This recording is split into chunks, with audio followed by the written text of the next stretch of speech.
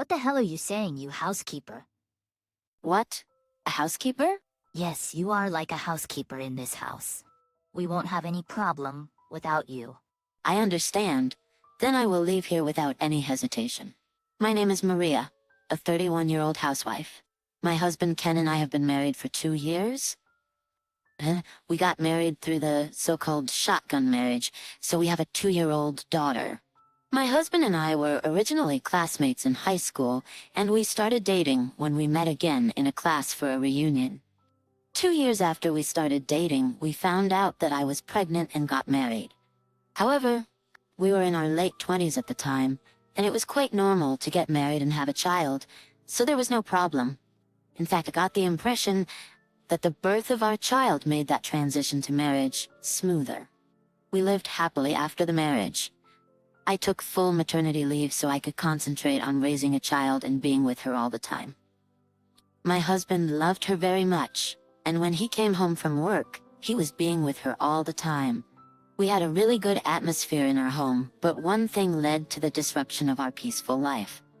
I was moving in with my in-laws. My mom and dad want me to move in with them. What? Why? They are not that old to need care yet, are they? No. They've been telling me that for a long time. Being their eldest son, I'm supposed to live with my parents. Well, I wanted to live with just you and our daughter as a newlywed. So I said no. But now that Katie is 3 years old, I think it's time for us to move in with them. Besides, my mom can help you with the housework, right? I'd certainly appreciate that. I'm currently working part-time, but it's not easy to raise a child, work, and do housework at the same time. And I don't see my in-laws that often, but when I do, they love my daughter, and I don't have a bad impression of them. Think we might be able to work things out if we're moving together. I had a preconceived notion that living together would be difficult, but after thinking about it calmly, it seems like it would not be a problem, and I agreed to move in with them. But it seems that this decision was wrong. For the first month or two after we moved in together, my in-laws were kind to me. That made me feel at ease. But gradually, my parents-in-law's attitude changed. Maria, can we have dinner a little earlier? I'm sorry. When I pick up my daughter after work, it's usually around this time. If you work part-time, you should come home a little earlier. Well, it's my job, so it's also half-hearted. And it's really bothering me. Why do they have to say that much? My work usually finishes around 4 p.m., then I pick up my daughter from daycare, go to the supermarket, come home, and prepare dinner.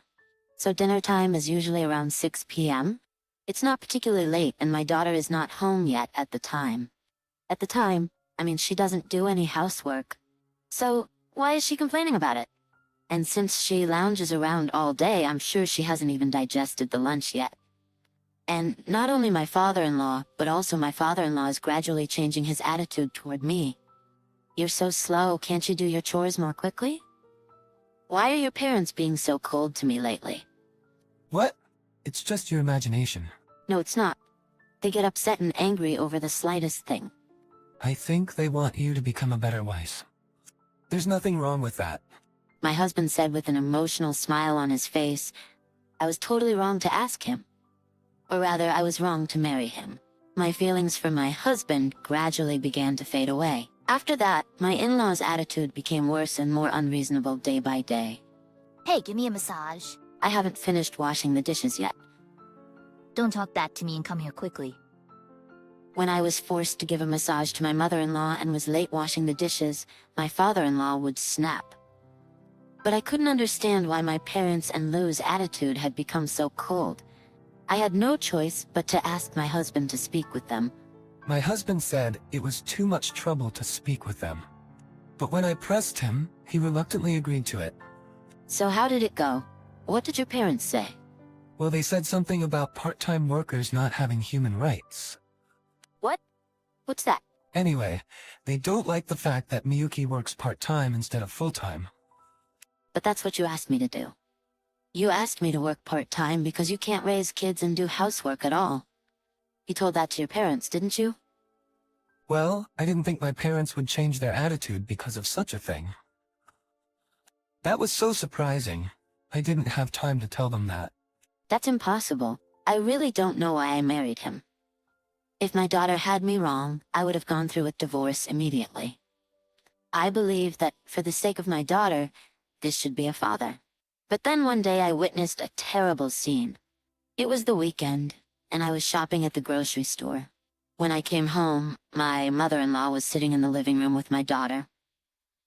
She suddenly said to her daughter the most unbelievable thing. Oh, if you were a boy, I would have been more happy.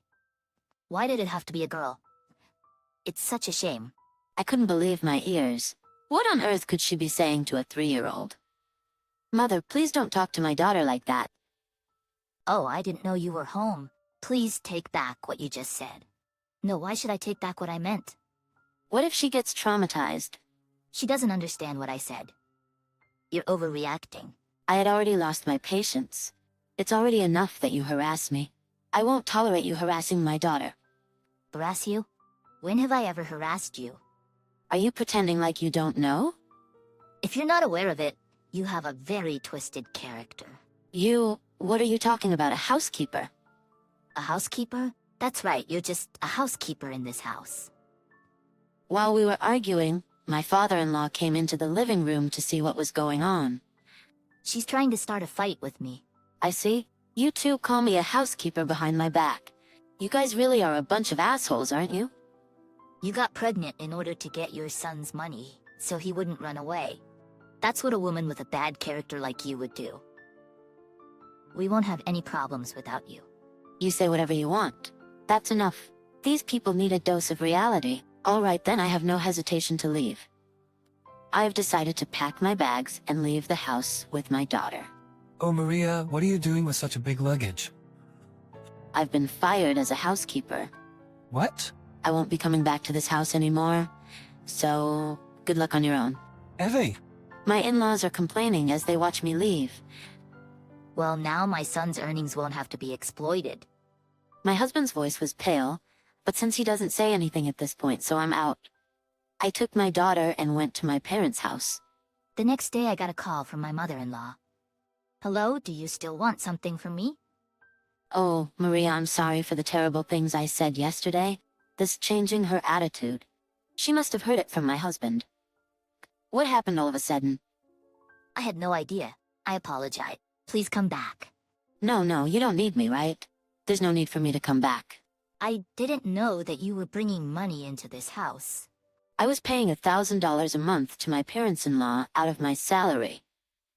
Even though I work part-time, I am a nurse, so I make a decent amount of money.